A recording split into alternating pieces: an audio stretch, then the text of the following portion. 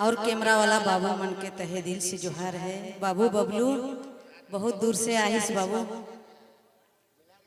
और चिंता देवी जी, चलिए तो गाना चालू रहेगा, बैच का काम भी चलता रहेगा।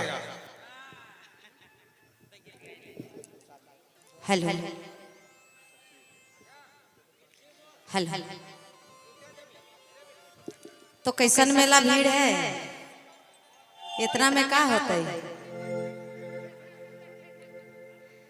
अच्छा हमार दर्शक कने नाचबे भाई, सगरे तो मेला है लाइक के भर गेल।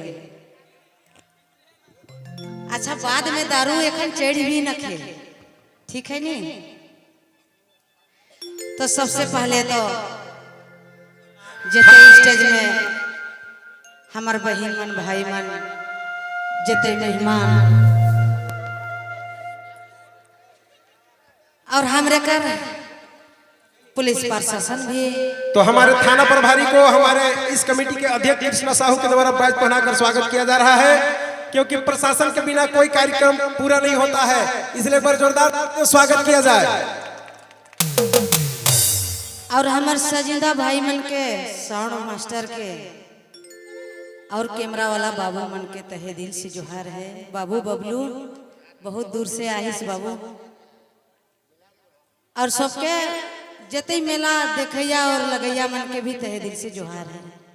दीदी गौर लगते हैं, किसी तरह अगर गलती हो तो